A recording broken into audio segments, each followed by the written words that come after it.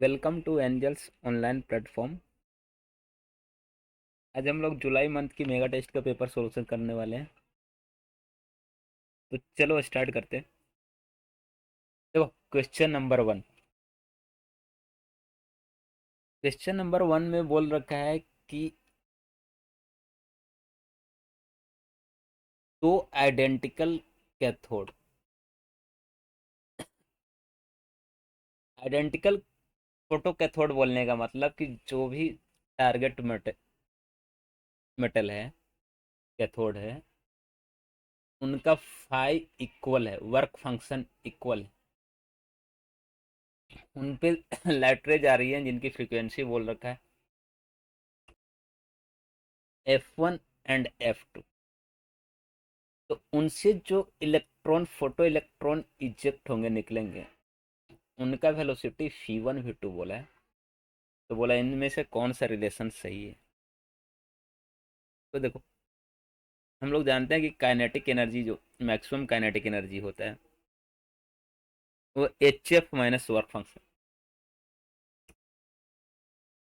तो अगर हम लोग फर्स्ट वाले के लिए लिखें, फर्स्ट वाले कैथोड के लिए, तो बोलेंगे half M v1 square equal to HF1 - 5।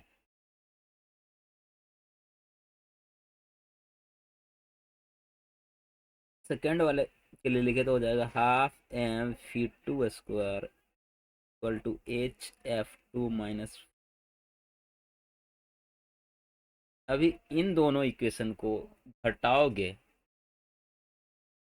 तो लेफ्ट साइड में हो जाएगा तुम्हारा हाफ एम, तो कॉमन हो जाएगा, हाफ एम बोलेंगे v1 square minus v2 square, और राइट साइड में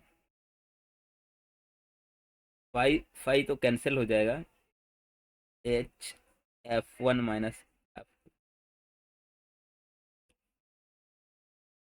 अभी हाफ एम को राइट साइड में ले जाओगे तो हो जाएगा v1 square minus v2 square equal to 2h/m into F1 - F2। तो हम लोग बोलेंगे कि ऑप्शन बॉम्बे जो है वो करेक्ट होगा।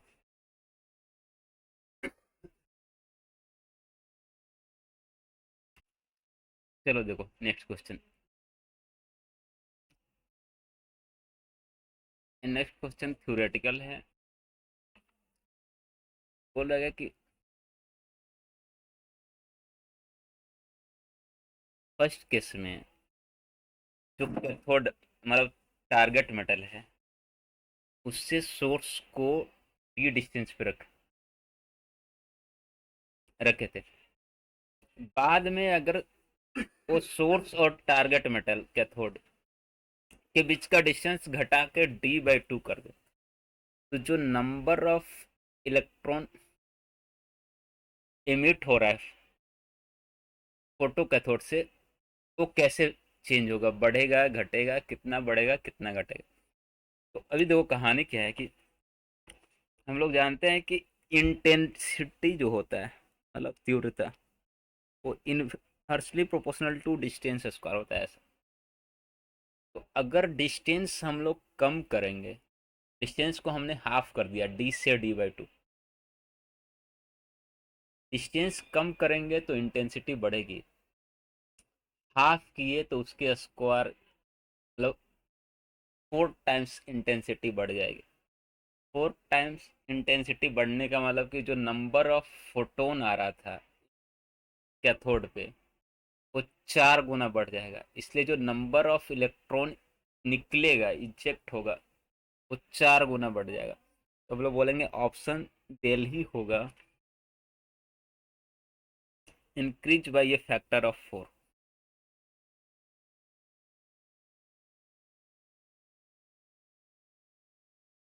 थर्ड वाला देखो, ये भी थियोरेटिकल है।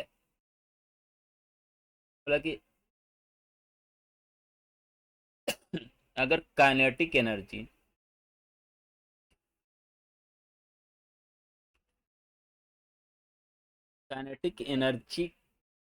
और फ्रीक्वेंसी का ग्राफ प्लॉट करें, तो स्लोप क्या होगा? तो हम लोग पढ़ रखेंगे काइनेटिक एनर्जी मैक्सिमम जो होता है वो होता है HF-5। अगर इसका ग्राफ प्लॉट करोगे, मतलब काइनेटिक एनर्जी को हम लोग वाई एक्सिस पे, फ्रीक्वेंसी को एक्स एक्सिस पे, तो ये ऐसा y equal to m x plus c के फॉर्म में है। तो एक लाइन होगा जिसका स्लोप एम मतलब एच के बराबर होगा। तो एच तो कांस्टेंट होता है, तो हम लोग बोलेंगे कि ये जो स्लोप होगा kinetic energy versus frequency graph का, वो इंडिपेंडेंट होगा इंटेंसिटी का। इंटेंसिटी पर निर्भर नहीं करेगा क्योंकि स्लोप का वैल्यू एच आया, एच तो कांस्टेंट होता है। इंटेंसिटी कुछ भी हो जाए स्लोप को कोई फर्क नहीं पड़ेगा, और सारे मेटल के लिए सेम होगा। बोलेंगे ऑप्शन ए जो है वो करेक्ट होगा।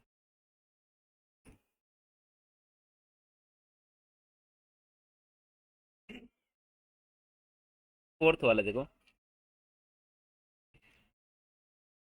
फोर्थ वाले में बोला है कि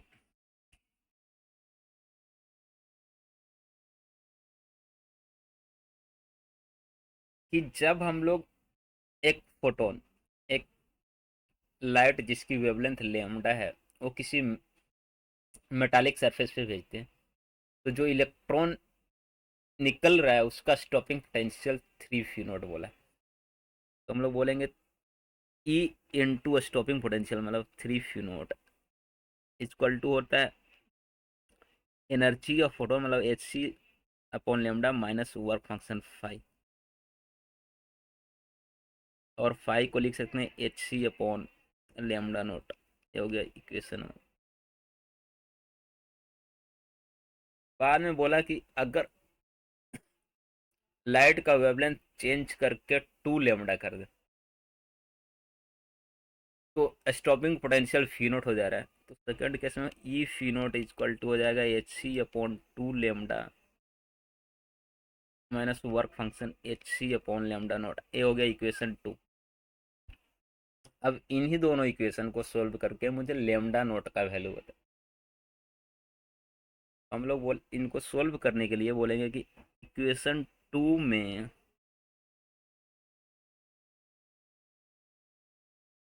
3 से गुना करो, उसके बाद फिर इक्वेशन 1 सब्ट्रैक्ट कर दो।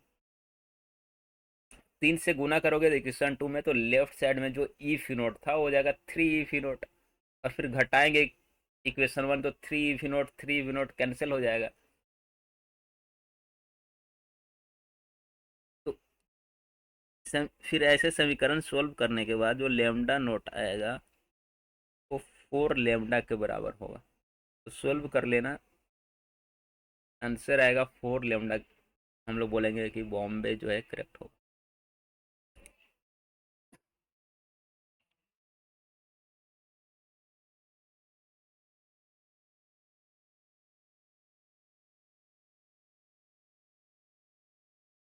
तो फिफ्थ वाला थ्योरेटिकल है, इसमें दो स्टेटमेंट दे रखे हैं। तो फर्स्ट वाला स्टेटमेंट है कि डिवीजन जर्मर एक्सपेरिमेंट जो है वो इलेक्ट्रॉन के वेव नेचर को इस्टेब्लिश करता है। तो ये तो सही है। सेकेंड वाला बोला गया कि इलेक्ट्रॉन के पास वेव नेचर होता है, इसलिए ये इंटरफेरेंस इंटरफेरेंस और रिफ्रैक्शन शो करता है। तो जिसके पास भी वेव नेचर होगा वो इंटरफेरेंस और एक वेव डिफ्रैक्शन शो करते हैं। तो इलेक्ट्रॉन के पास वेव नेचर होता है इसलिए ये दोनों प्रॉपर्टी ये शो करता है। तो हम लोग बोलेंगे कि सेकंड वाला भी सही है, और सेकंड वाला करेक्ट एक्सप्लेनेशन है फर्स्ट वाले स्टेटमेंट का। तो हम लोग बोलेंगे ऑप्शन चेन्नई जो करेक्ट होगा। Statement 1 is true, 2 is true, and statement 2 is correct explanation of statement.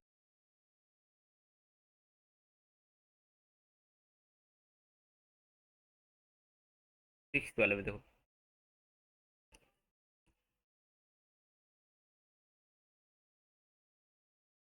D Broglie wavelength electron के लिए निकालना है अगर इलेक्ट्रॉन को 50 वोल्ट के साथ एक्सेलरेट किया जाए। तो इलेक्ट्रॉन के लिए डी ब्रोगली वेवलेंथ का फॉर्मूला डायरेक्टली हम लोग ऐसा याद रखें कि अगर यंगस्ट्रॉम में चाहिए तो 12.2 अपॉन रूट टी एंगस्ट्रॉम होता है। तो यहाँ पे फी की जगह पे तुम्हें 50 वोल्ट दिया हुआ है, तो अगर 12.2 रूट 50 एंगस्ट्रॉम कैलकुलेशन करोगे आंसर आएगा 1.7। तो बोलेंगे चेन्नई करेक्ट।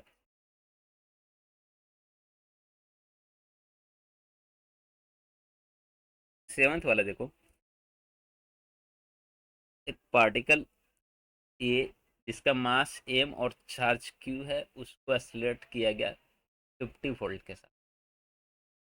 दूसरा पार्टिकल भी जिसका मास 4m और चार्ज क्यू है उसको एक्सलेट किया गया 2500 वोल्ट के साथ। तो उन दोनों का जो डी ब्रोगली वेवलेंथ होगा उनका रेशियो देखो। तो पार्टिकल ए के लिए डी ब्रोगली वेवलेंथ लिखेंगे एच अपॉन एम बी, और एम बी को हम लोग लिखते हैं अंडर रूट 2m के काइनेटिक एनर्जी।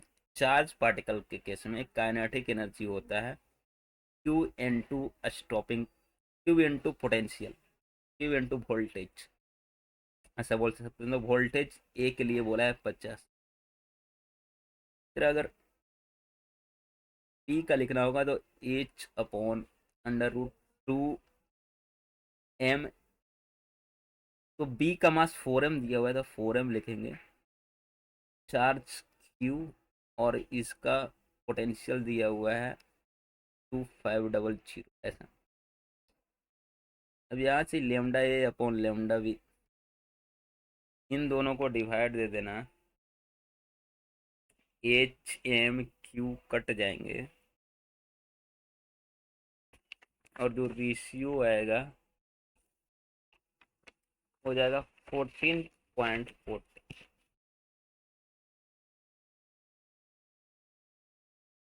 तो बोलेंगे ऑप्शन सी जो है वो करेक्ट हो। क्वेश्चन नंबर 8 देखो,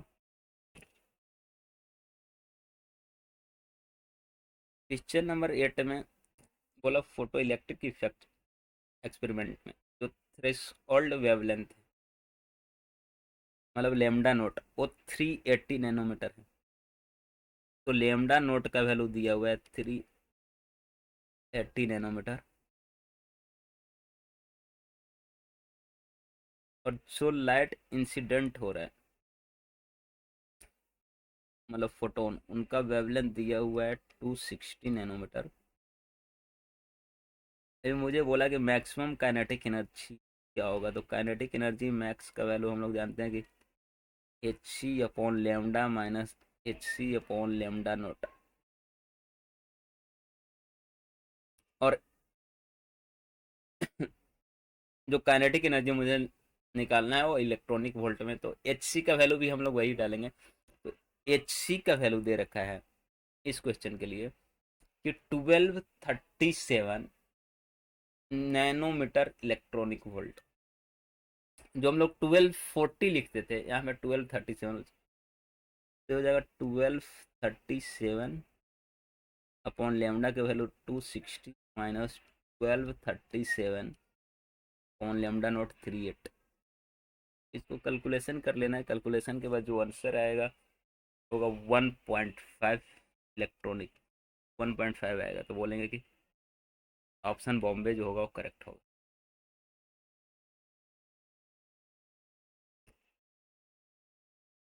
क्वेश्चन नंबर 9 देखो,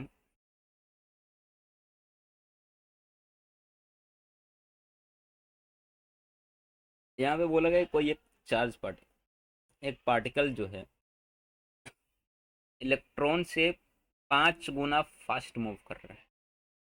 मतलब इलेक्ट्रॉन का वेलोसिटी v है तो इस पार्टिकल का वेलोसिटी 5 ही। और बोला कि डी ब्रोगली वेवलेंथ इस पार्टिकल का और इलेक्ट्रॉन का, उनका जो रेशियो है वो दे रखा है, पार्टिकल का मास निकाल। देखो हम लोग बोलेंगे पार्टिकल का डी ब्रोगली वेवलेंथ और इलेक्ट्रॉन का डी ब्रोगली वेवलेंथ, इनका रेशियो दे रखा है 1.878 इंटू 10⁻⁻।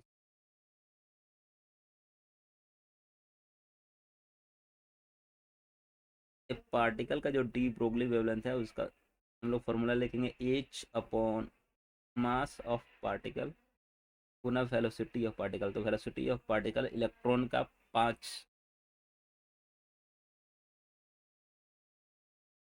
यहाँ पे बोलेंगे इलेक्ट्रॉन का de Broglie wavelength H upon M भी, तो या मास ऑफ इलेक्ट्रॉन गुना इक्वल टू 1.878 इंटू 10⁻⁻। यहाँ से एच एच कट जाएगा, पी फी कट जाएगा,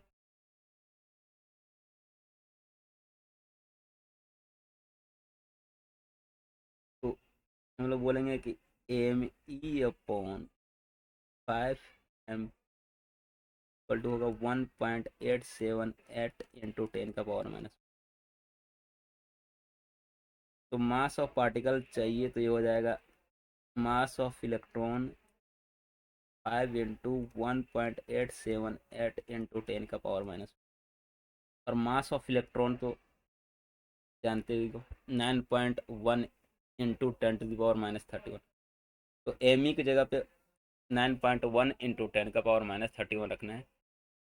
वैल्यू रखोगे तो मास ऑफ पार्टिकल जो आएगा वो आएगा 9.7 इंटू 10⁻28। बोलेंगे दिल्ली जो है करेक्ट होगा।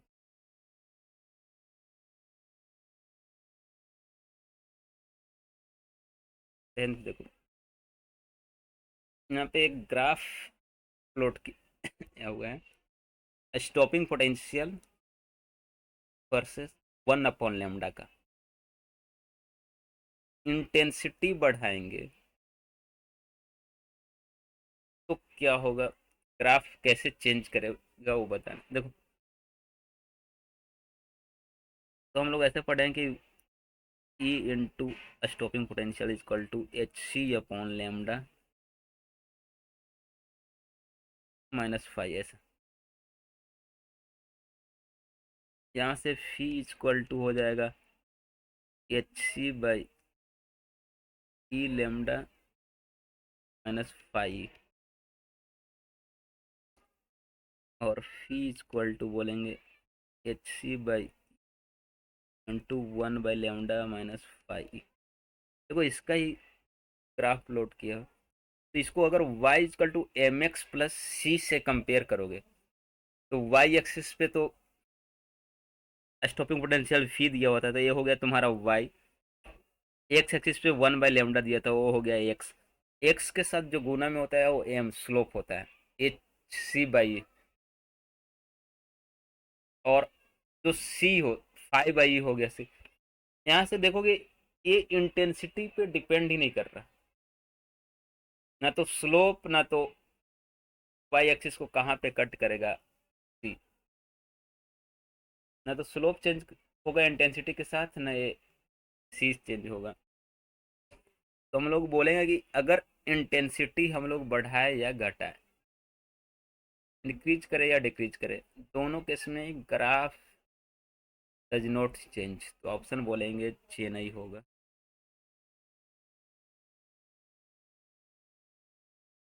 क्वेश्चन नंबर 11 देखो, बोला कि प्रोटॉन और अल्फा पार्टिकल को रेस्ट से सेम एनर्जी के साथ एक्सलेट किया, एनर्जी सेम है, तो डी ब्रोगली वेवलेंथ का रेशियो क्या होगा प्रोटॉन और अल्फा का। तो lambda P upon lambda alpha चाहिए। लेमडा बोलते हैं एच अपॉन एम बी, या एम बी को लिखते हैं √2m के। अल्फा का लिखना होगा तो एच अपॉन √2, इसके मास की जगह पे लिखेंगे 4m और एनर्जी तो दोनों का सेम दिया हुआ, तो इसका भी एनर्जी के लिखेंगे ऐसा।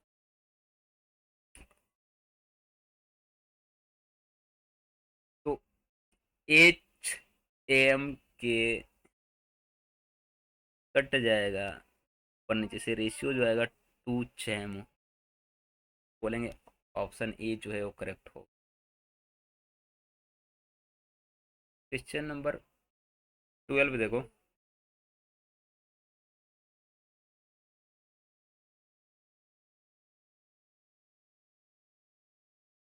बोला किसी इलेक्ट्रॉन को रेस्ट से एक्सलेट किया गया फी पोटेंशियल डिफरेंस। तो डी ब्रोगली वेवलेंथ दे रखा है, पोटेंशियल डिफरेंस क्या।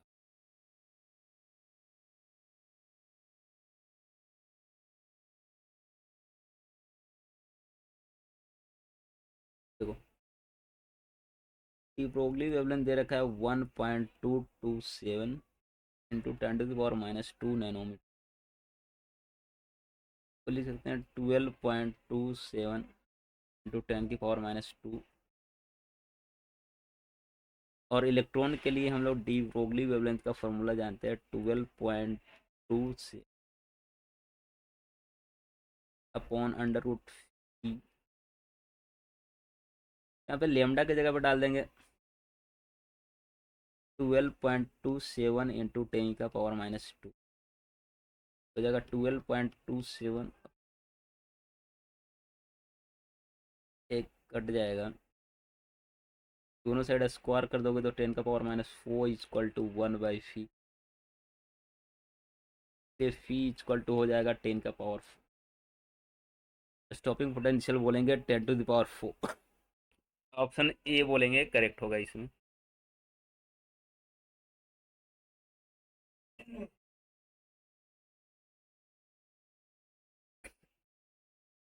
नेक्स्ट वाला क्वेश्चन नंबर 13 देखो।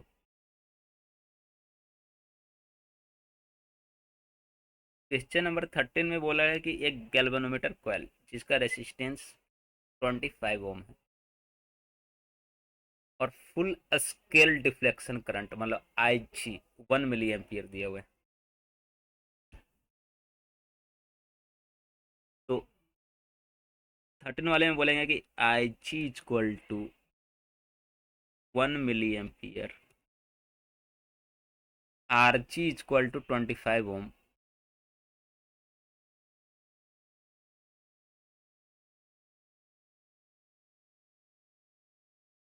अभी इस गैल्वेनोमीटर को कन्वर्ट करना है एमीटर में, तो मेजर कर सके 2 एम्पियर करंट, मतलब आई का वैल्यू 2 एम्पियर। तो शंट रेजिस्टेंस क्या होगा, आर एस एच चाहिए। शंट रेजिस्टेंस के लिए फॉर्मूला हम लोग पढ़े I G R G upon I minus I G. तो आई जी तो दिया हुआ है 1 मिली एम्पियर, मतलब 1 × 10⁻³ आर जी दिया हुआ है 25, आई 2 एम्पियर माइनस आई जी। देखो 2 में से 1 मिली एम्पियर घटाओगे तो बहुत ज़्यादा चेंज नहीं होने वाला है, क्योंकि 1 मिली एम्पियर मतलब 0.001।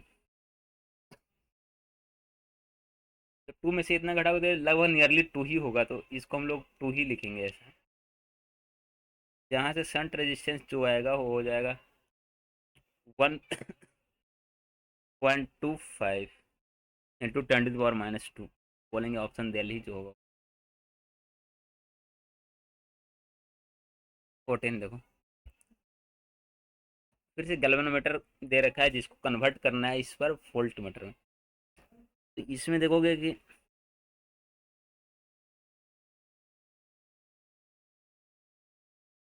आर ची जो दिया हुआ है 100,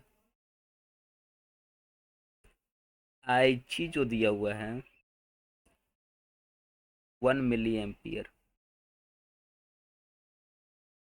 और वोल्ट मीटर में जो कन्वर्ट करना है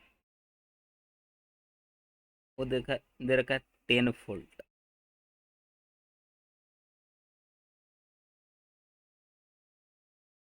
तो मुझे इसमें बोला है कि सीरीज में कितना रेजिस्टेंस जोड़ना पड़ेगा, सीरीज रेजिस्टेंस निकालना है। तो हम लोग फॉर्मूला जानते हैं कि आर एस होता है V upon I G minus R G. तो वी की जगह पे 10 वोल्ट, आई जी की जगह पे 1 मिली एम्पियर और आर जी की जगह पे 100। तो ये आएगा 9900 ओम, बोलेंगे 9.9 किलो ओम। बोलेंगे ऑप्शन ए जो है करेक्ट होगा। क्वेश्चन नंबर 15 देखो, बोला कि चार्ज क्यू जो है यूनिफॉर्मली डिस्ट्रीब्यूटेड है किसी लूप के ऊपर, और लूप जो है ओमेगा एंगुलर वेलोसिटी के साथ रोटेट कर रहा है। तो लूप का मैग्नेटिक मोमेंट क्या होगा? देखो मैग्नेटिक मोमेंट हम लोग बोलते हैं एन आई ए, तो एक लूप है तो एन की जगह पे तो 1 हो जाएगा आई ए। आई को लिखते हैं क्यू अपॉन टी, ए को हम लोग बोलेंगे पाई आर स्क्वायर, और टी को हम लोग लिख सकते हैं 2 पाई बाई ओमेगा। तो जो मैग्नेटिक मोमेंट हो जाएगा क्यू टी की जगह पे लिखेंगे 2 पाई बाई ओमेगा, तो ओमेगा तो ऊपर चला जाएगा, पाई आर स्क्वायर ऐसा, पाई से पाई कैंसल, मैग्नेटिक मोमेंट जो होगा Q omega R square by 2।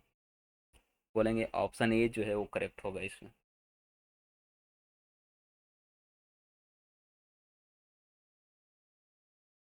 Question number 16 देखो, बोला एक गैल्वेनोमीटर वेल में नंबर ऑफ टन्स जो है 500, तो एन का वैल्यू 500 दिया हुआ है, और ईच टन का जो एरिया है वो 3 × 10⁻⁴मीटर स्क्वायर बोल। जब इसमें करंट फ्लो करता है 0.5 एम्पियर, तो इसको मैग्नेटिक फील्ड के पैरेलल रखने के लिए जो टॉर्क रिक्वायर्ड है, मतलब टॉर्क जो दे रखा है वो 1.5 नैनो।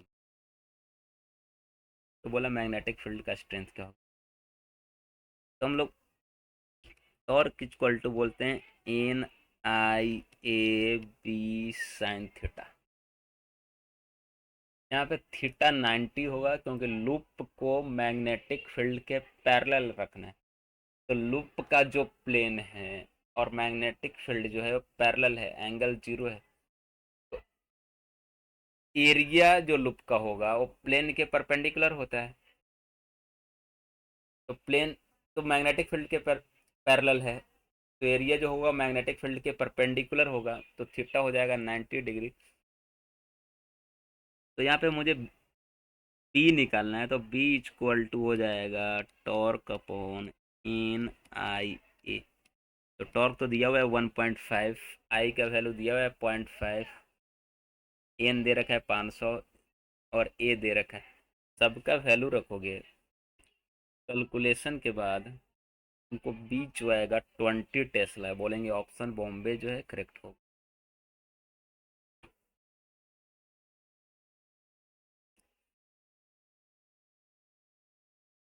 क्वेश्चन नंबर 17 देखो, एक वायर जिसका लेंथ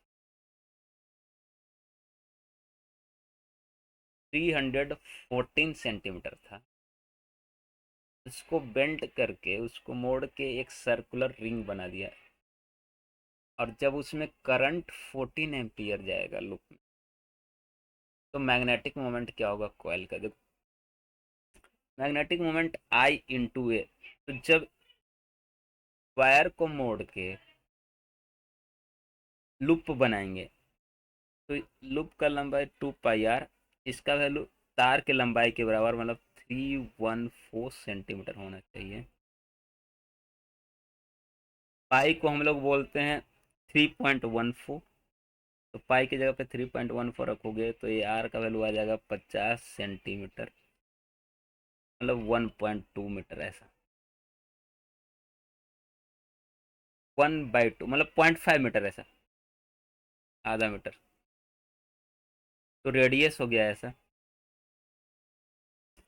अब इसे मुझे मैग्नेटिक मोमेंट चाहिए जो होगा आई गुना ए। आई तो 14 एम्पियर दिया हुआ है। ए को लिखेंगे पाई आर स्क्वायर। पाई की जगह पे लिख दो 22/7 और आर के जगह पे 1/2 इसका स्क्वायर कर दो। कैलकुलेशन के बाद एम जो आएगा वो होगा तुम्हारा 11 एम्पियर मीटर स्क्वायर, मतलब 11 बोलेंगे। ऑप्शन बॉम्बे जो होगा करेक्ट होगा। क्वेश्चन नंबर 18 देखो।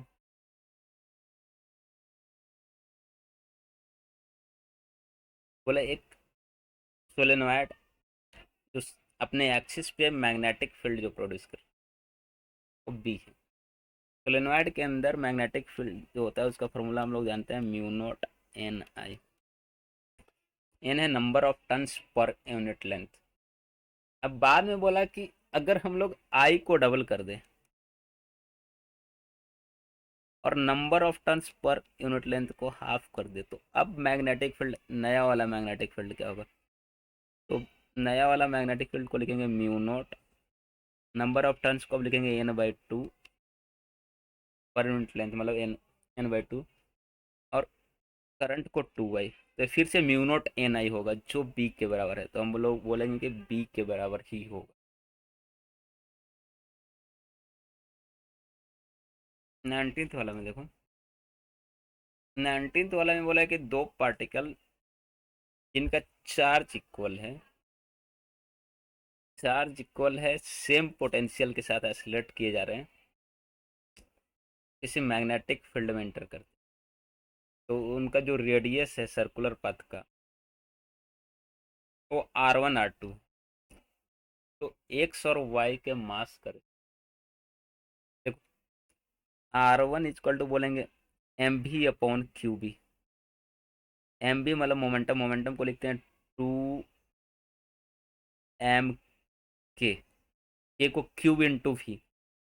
तो दोनों चार्ज के लिए, दोनों पार्टिकल के लिए चार्ज समान था, क्यू समान था, पोटेंशियल दोनों को सेम पोटेंशियल से सेलेक्ट करते हैं, फी समान है, तो काइनेटिक एनर्जी दोनों का समान होगा। तो इसको ऐसा लिख देते हैं √2m1 के अपन R2 को लिख देंगे √2m2 के/क्यू।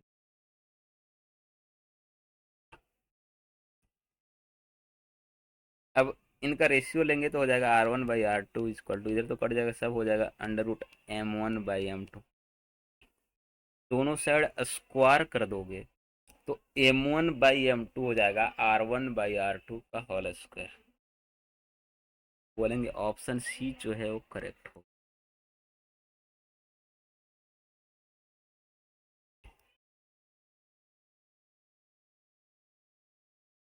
नेक्स्ट क्वेश्चन देखो, क्वेश्चन नंबर 20। क्वेश्चन नंबर 20 में बोला है कि कोई चार्ज पार्टिकल मूव कर रहा है 10 मीटर पर सेकेंड से एक्स डायरेक्शन, जहाँ पे मैग्नेटिक फील्ड है वाई डायरेक्शन। तो velocity vector x direction, magnetic field y direction, angle phi और बी के बीच में 90 डिग्री हो गया।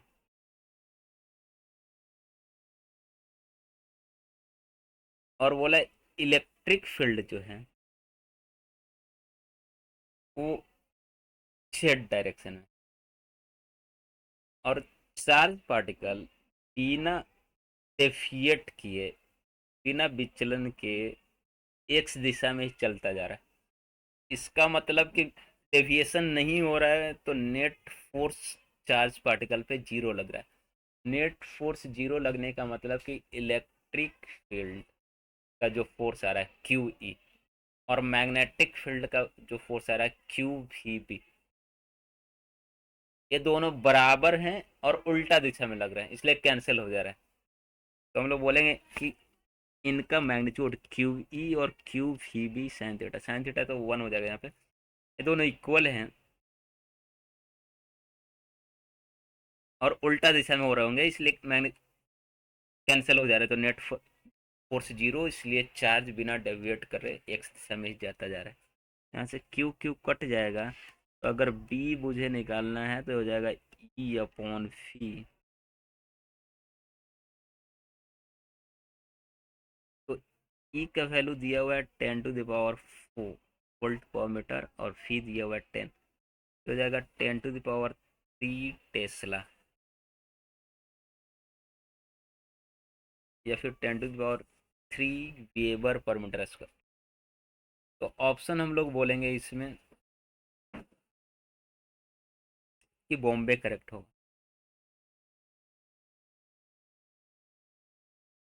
21 देखो, 21 में बोल रहा है कि जो पावर लाइन है, ओरिजेंटल पावर लाइन, जो ग्राउंड से 4 मीटर की हाइट पे है, उसमें करंट जा रहा है 100 एम्पियर, मतलब आई इक्वल टू दिया हुआ है 100 एम्पियर, और करंट का डायरेक्शन बोल रखा है ईस्ट टू वेस्ट, पूर्व से पश्चिम की ओर, मतलब माइनस आई कैप ऐसा बोलेंगे। मतलब लेंथ वेक्टर का जो डायरेक्शन है, लेंथ वेक्टर का डायरेक्शन मतलब करंट का डायरेक्शन, उसको हम लोग लेंगे यहाँ पे माइनस आई कैप, क्योंकि करंट जो है ईस्ट से वेस्ट की ओर जा रहा है।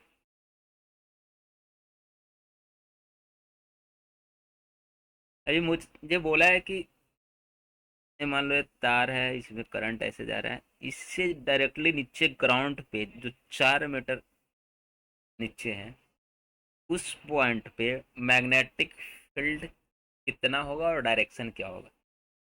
देखो, तो एल वेक्टर तो हम लोग ऐसा बोल दिए कि minus I cap, R vector downward direction में है, डाउनवर्ड डायरेक्शन को हम लोग माइनस के बोलते हैं, तो आर वेक्टर को हम लोग लिखेंगे माइनस के। ठीक है। अभी देखो, मैग्नीट्यूड अगर निकालना होता है तो बोलेंगे कि इन्फाइनाइटली लॉन्ग वायर, जो पावर लाइन है वो बहुत लंबा होता है ऐसा, तो इन्फाइनाइटली लॉन्ग वायर के चलते 4 मीटर के डिस्टेंस पे मैग्नेटिक फील्ड, तो मैग्नेटिक फील्ड का मैग्नीट्यूड जो होता है हो जाता है mu naught I upon 2 pi are.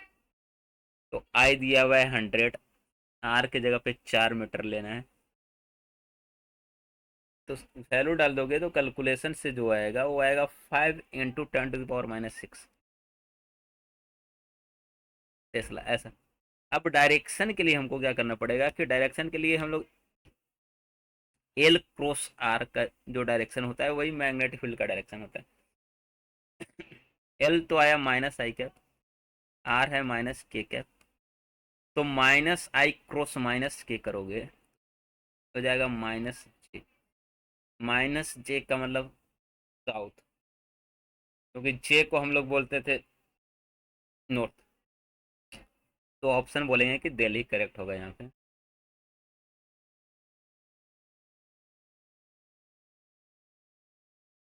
22 देखो,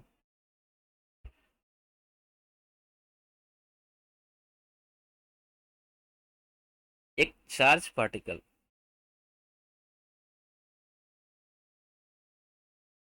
जो मूव कर रहा है velocity vector 2 y cap + 3 j cap into 10⁶मीटर पर सेकंड की स्पीड से।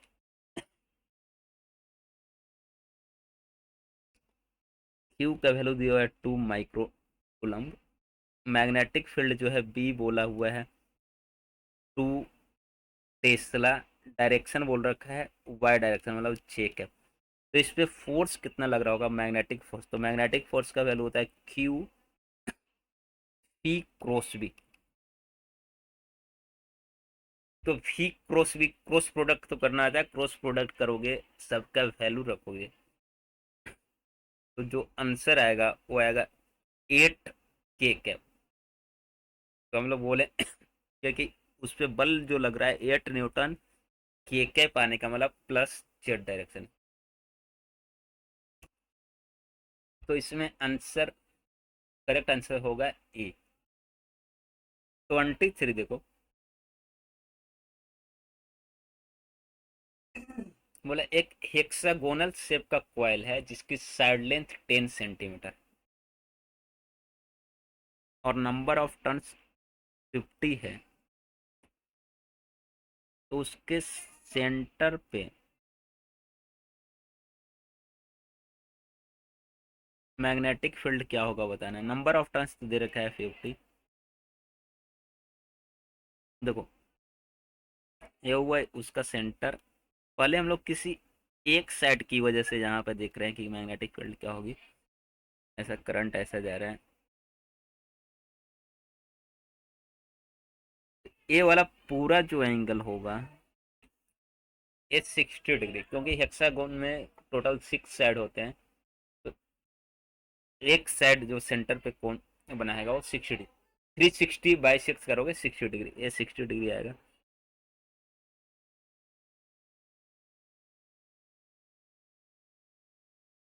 ए वाले 60, ए वाले 60 और ए भी 60। तो अगर इस साइड ये है तो ये वाला भी ये होगा, ए वाला भी होगा। तो जो परपेंडिकुलर डिस्टेंस जिसको हम लोग आर बोलते थे हो जाएगा ए कॉस 30। क्योंकि यहाँ पे देखोगे तो ए वाला एंगल 30, इधर वाला एंगल 30, तो आर का वैल्यू बोलेंगे मतलब सेंटर का इस साइड से परपेंडिकुलर डिस्टेंस जिसको आर बोल रहे हैं हो जाएगा ए कॉस 30, तो √3a/2। और एक की जगह पे 10 सेंटीमीटर दिया हुआ है, मतलब 0.1 दिया हुआ है, तो √3 × 0.1 मीटर/2 ऐसा ये हो गया तुम्हारा आर। अभी एक साइड के चलते सेंटर पे मैग्नेटिक फील्ड लिखना होता है तो हम लोग बोलते हैं कि वो हो जाएगा μ0I/4πr sin θ1। तो θ1 हो जाएगा 30 डिग्री, θ2 भी हो जाएगा 30 डिग्री, हो जाएगा sin 30 + sin 30। ए एक साइड के चलते हेक्सागोन में कुल 6 साइड होते हैं, तो इंटू 6 कर देंगे तो मैग्नेटिक फील्ड हो जाएगा ये 6 साइड का मिला के। और ऐसे ऐसे कुल 50 टन है, तो टोटल मैग्नेटिक फील्ड हो जाएगा × 50 ऐसा। तो नेट मैग्नेटिक फील्ड जो निकालना है मुझे वो इतना हो जाएगा। अब इस वाले में आई की जगह पे हम लोग क्वेश्चन में दिया हुआ है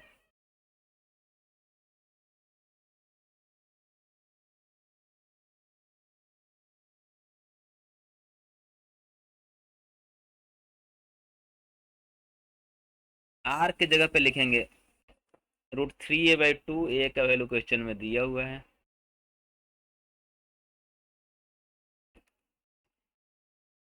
तो कैलकुलेशन कर लोगे तो जो आंसर आएगा पी नेट का वो होगा तुम्हारा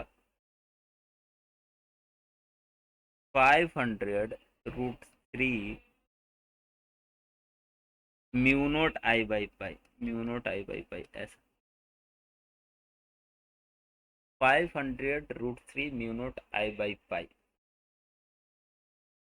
तो हम लोग बोलेंगे कि इसमें जो ऑप्शन करेक्ट होगा वो होगा सी।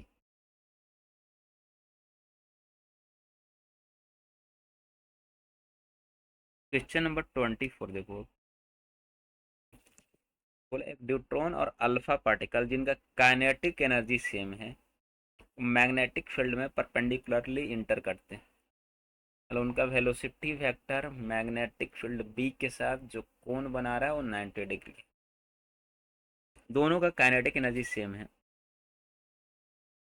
तो अगर मैग्नेटिक फील्ड में इंटर करने के बाद वो जिस सर्कुलर पथ पे चल रहे हैं उनका रेडियस न्यूट्रॉन के लिए RD और अल्फा पार्टिकल के लिए R अल्फा है, तो रेशियो बताना है मुझे RD और R अल्फा का।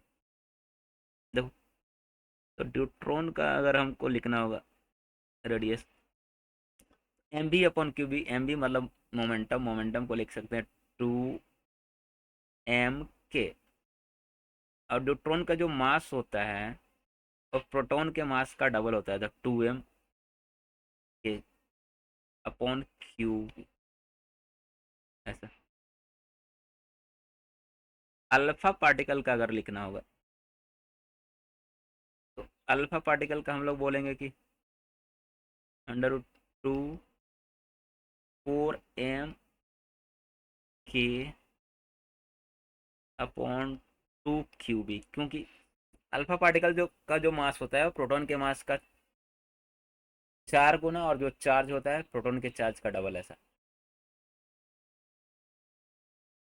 तो यहाँ से रेशियो आ जाएगा तुम्हारा √2 अपॉन, बोलेंगे ऑप्शन ए जो है करेक्ट होगा इसमें। 25 देखो, 25 में बोला कि मैग्नेटिक फील्ड किसी लूप के चलते एक्सिस पर 4 सेंटीमीटर की दूरी पे है 54 माइक्रो टेस्ला। तो उसके सेंटर पे, लूप के सेंटर पे मैग्नेटिक फील्ड कितना होगा बताएं। कहानी क्या है कि एक लूप है ऐसा,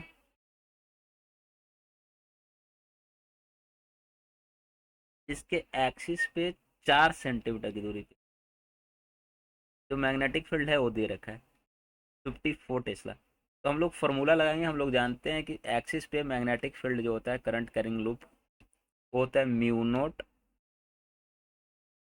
पाई r² upon 2 r² plus x² whole का पावर 3/2, ऐसा। तो बोलेंगे 54 tesla, microtesla equal to μ0 I r के जगह पे तो यहाँ पे 3 रखना है। चलो 3 स्क्वायर करोगे तो 9 हो जाएगा, तो वैल्यू ही रख देते हैं। तो आर के जगह पे हम लोग ऐसा 9 सेंटीमीटर है, तो मीटर में बदलेंगे तो ऐसा हो जाएगा, मीटर स्क्वायर में हो जाएगा 10⁻⁴। नीचे में लिखना होता है 2 r² प्लस x², एक्स का वैल्यू दिया हुआ था 4 सेंटीमीटर, स्क्वायर करोगे तो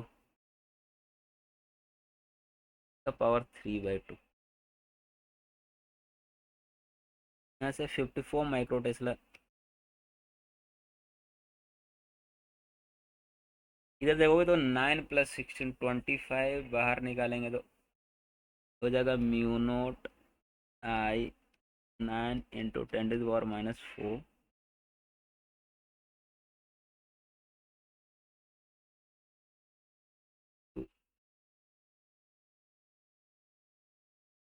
125 10⁻⁶, ऐसा।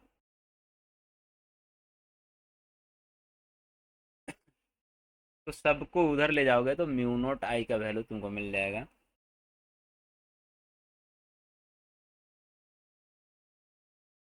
μ0 I इक्वल टू हो जाएगा 54